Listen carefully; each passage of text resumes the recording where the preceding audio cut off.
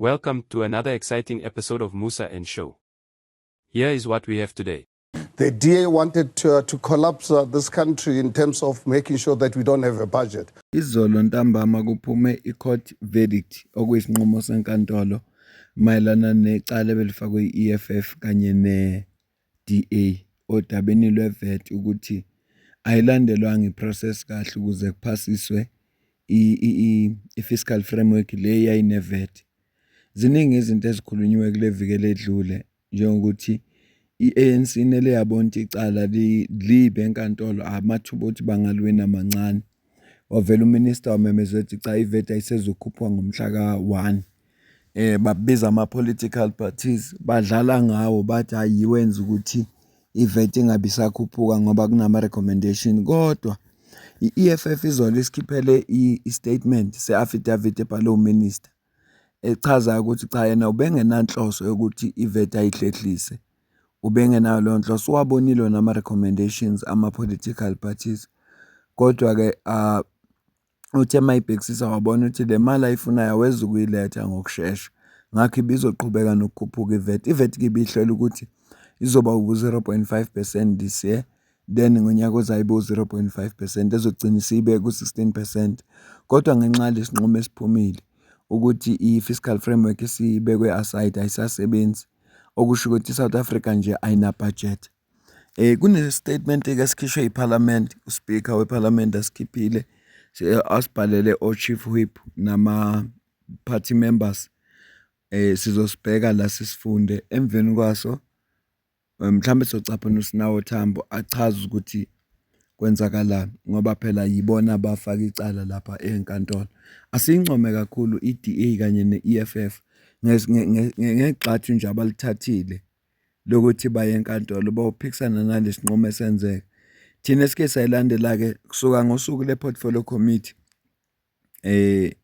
lo ngomhla ka-1 April i-EFF yaphuma lapha kwi-Portfolio Committee ingajabulanga ngoba bathi zazimbili izinto okufuneka zenzeke. It's either kwakufuneka bayi-accept njengoba injalo i-fiscal framework njengoba iproposiwe noma kufuneka bayi-amend.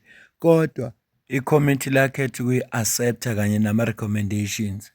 Awukho umthetho ovumela ukuthi akusebenza ama-recommendation. Leya committee kuphela enelungelo lokuguqula noma lokuyigcina njengoba injalo. Ngakusasa ngomhla ka-2 bamkhumbuza uSpeaker ukuthi sikubhalela incwadi sasho ukuthi i-committee alilandelanga i-procedure kahle yokwenzeka kwezinto nokuthi ku-adopt i-fiscal framework ngoba la recommendation are non-binding. Kodwa uSpeaker waphikelela ukuthi cha yonke into yenziwe kahle ngoba babecela bathi ayibuyiselwe kwi-committee iphinde ikhulunywe khona ukuze i-adoptwe i-right. Uma ngabe bayi-amende futhi ngaleso sikhathi bangathathi nje ama-recommendations bawabeke phezulu. uSpeaker-ke wa-overrule yona wathi cha i-right kwasuka lapho kwavotwa. So konke lokho-ke manje sekufana nento engekho ngoba i-South Africa isikhuluma manje ayina budget. Absolutely, we welcome the court order from the Western Cape High Court, which now legally, lawfully and bindingly suspends the 0.5% VAT increases which were meant to take place on the 1st of May 2025, but also sets aside the legally adopted fiscal framework and revenue proposals, which were adopted by the Standing Committee on Finance on the 1st of April and the National Assembly on the 2nd of April, because we've always argued that the process that occurred in those meetings wherein we sit were irregular and procedural, and we even warned the Speaker of Parliament on the 2nd of April that we will be taking it to court. So this is a vindication that we as the EFF were correct, but also it is a vindication that in terms of protecting constitutionalism and the integrity of Parliament as the process where you can actually implement or reverse legislation. We saw in the past week the African National Congress alongside a lot of bridesmaids political parties which supported their illegal fiscal framework and VAT increases, pronouncing a reversal of a VAT increase based on a media statement by the Minister of Finance where he said he intends to reverse the VAT hike. Now, that was not legally binding, that was not lawful, and anyone who took that as a representation that there won't be VAT hikes on the 1st of May was misled. Now, this court order effectively says that, for example, the ignorant statement by the South African Revenue Services, which stated that there will be 15% and 15.5% VAT hikes operating concurrently until the 15th of May, are nonsensical and unlawful. So we are extremely pleased with this process, and I think we should affirm at this moment in time that, as the Commander-in-Chief and President of the EFF said in the Freedom Day rally held in Brandfort in the Free State, as we're sitting here together as South Africans, South Africa does not have a budget under Cyril Ramaphosa's government. Njengobuza usinawo la echaza ukuthi ngibona njenge-EFF bayasemukela isinqumo esikhishwe inkantolo ngoba bebelokhu beshilo ukuthi akulandelanga iprocess ngomhla ka-1 kwi-standing committee futhi bamtshela uSpeaker ngomhla ka-2 ngiyichaza lento ekuqaleni kodwa iphatha ayithintala yilaba ayibhalele khona i-South African Revenue Services ukuthi ayibatshela ukuthi njengoba ithe abanye abangeke bakwazi ukureversa lento ye-VAT bangayicharge 15.5 abanye bacharge 15 leyo nto at least ayisekho manje ngoba i-fiscal framework isifana nento engekho sekufuneka kuqalwe phansi uminister kuzoqala phansi asicaphune usinawo siza ukuthi sifika phi naye bese emveni kwalapho sikufunda ke iletha lebhalo uSpeaker weParliament.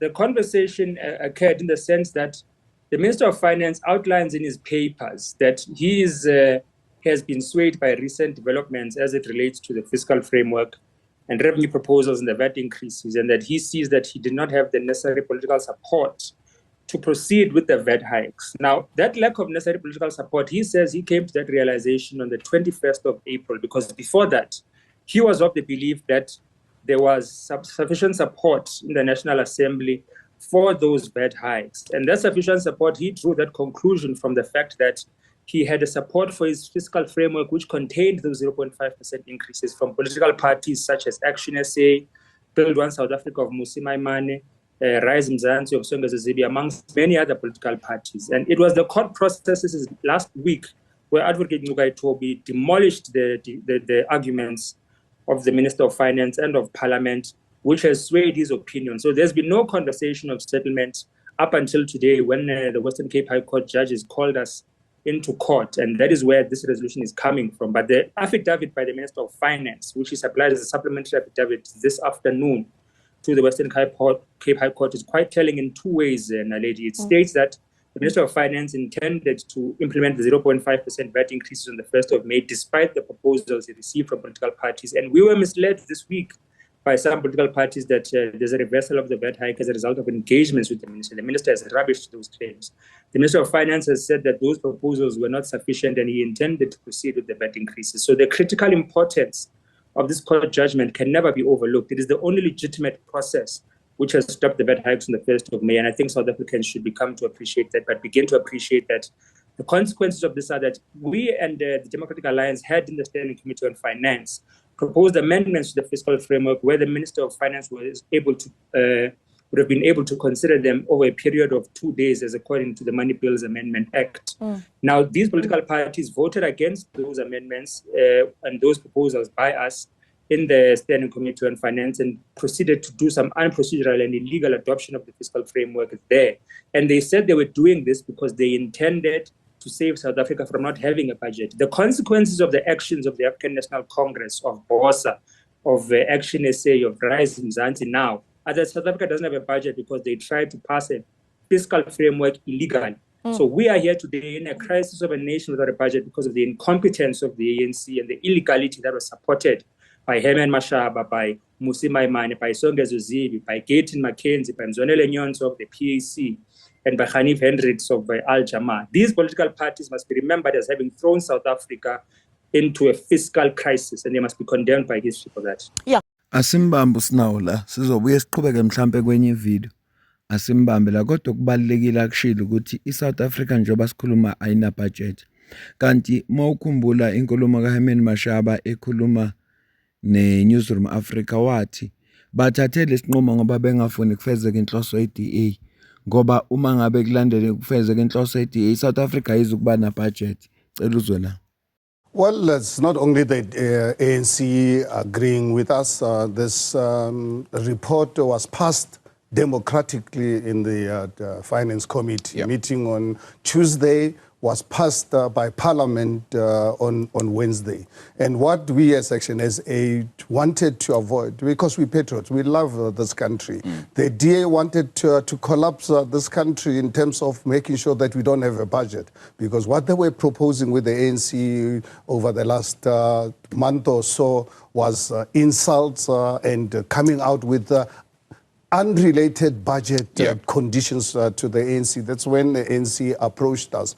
Iyangihlekisa indaba kaHerman Mashaba yazi ngoba uthi usebenzisa inzonda nayo ngeDA ukuthi ulwa neDA ngayo yonke indlela nangalonke ithuba alitholayo waze wangena nasentweni angayi-understand waze wangabona nokuthi baphula umthetho ngoba i-standing committee lesiso kuphela esikwazi ukufaka ama-amendment kwi-budget bona walalela ANC futhi ephushwa inzonda nayo ngeDA ethi ugwema ukuthi iSouth Africa ingabi na-budget. Uthini-ke namhlanje ngoba iSouth Africa njengoba sikhuluma ina-budget?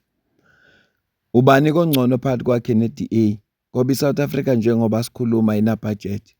Ibuphi kubungcono Herman Mashaba ethuza nabo? Athi sifunde naso i-statement esikhishwe uSpeaker siyeke indaba kaHerman Mashaba ngoba inxa yenzonda nawo ngeDA. Bobabili benomusa Maimane ngenxa yenzonda abanayo asazi baphatheka kanjani kuDA ngesikhathi besesengamalunga wayo. Mhlawumbe inkinga ilapho nje. Safuna labantu bahlale phansi baxolelane ngoba basebenzisa kabi lenzondo yabo. Nala ithinta khona impilo zethu thina njengamalungu omphakathi. Incwadi lesuka kuSpeaker of National Assembly iya ko-Chief Whips kanye nama-party representatives. Ibhalwe ngomhla ka-27 April 2025. Isihloko sithi Update on 2025 Budget Process. Ifundeka kanje. Bhekani kwi-memorandum ebhalwe nge-24 April 2025 lapho khona o-Chief Whips baziswa khona ezinye zezinto abaziswa ngazo uku-introducewa kwama-rates and monetary amounts and amendment of i-revenue law bill which beyipropose ukuthi i-maintain i-value-added tax ingakhuphuki ihlale nje ku-15% kusuka ngomhla ka-1 May. Instead kunokuthi kusetshenziswe leya eyayizokhuphula i-VAT njengoba i-announcile uminister ngoMarch ngesikhathi ayithula ibudget yakhe. Manje ngaleso sizathu-ke uyi-withdrawile i-appropriation bill kanye ne-division of revenue bill. Uthi-ke kwi-memorandum bekubhaliwe ukuthi imiphumela ye-court odabeni lokukhuphuka kwe-VAT kanye ne-fiscal framework ilona elizosipha umhlahlandlela. Ngifisa ukwazisa noma uku-informa ama-honorable members, ama-members ahloniphekile ukuthi isivumelwano sama-parties eCape Town High Court siphume kanye nama-attachments okuyimphumela yecala. Angeke-ke siwafundile kwivideo eyandulela le. Uthi into ebibhaliwe laphaya ukuthi uMinister we-Finance wamemezela ukuthi ngomhla ka-12 March 2025 under Section 7 in bracket 4 of i-Value-Added Tax Act 89 of 1991 lapho i-value-added tax rate ya-adjustwa khona ngendlela elandelayo. Izoqala ikhuphuka okokuqala ngo-0.5% ngomhla ka-1 May bese ekhuphuka futhi okwesibili ngo-0.5% ngomhla ka-1 April 2026. Leyo-ke isuspendiwe. Isilinde ukuphasiswa kwe-fiscal framework kabusha. Kodwa lena nje isihlehlisiwe. Ngenxa-ke yesinqumo esithathwe ngaphezulu bese kuvunyelwana ukuthi i-resolution eyathathwa yi-National Assembly kanye ne-National Council of Provinces eya-adopta ngomhla ka-2 April 2025 nalo report leyo ayisasebenzi manje sibekele eceleni. Number 5 bathi i-court order izovumela uMinister of Finance ukuthi abhale ibudget kabusha njengoba i-indicatiwe. And bamcelile kuMinister ukuthi akahlawumbisela i-date noma akasho i-date la khona ibudget azobe seyibhalile ngayo. Uthi-ke uSpeaker as soon as information abanayo uzokwenza sure ukuthi our chief whips kanye nama program committee uzowa notify bese kuhlelwa ukuthi inhlelo zeParliament ziqhubeka kanjani. Iyona ke iletha le ebhalwe uSpeaker, ebhalela uChief Whips nama party representatives. Sesizolinda bona ke, sizolinda bamemezela ukuthi uMinister uzoyimemezela nini ibudget entsha.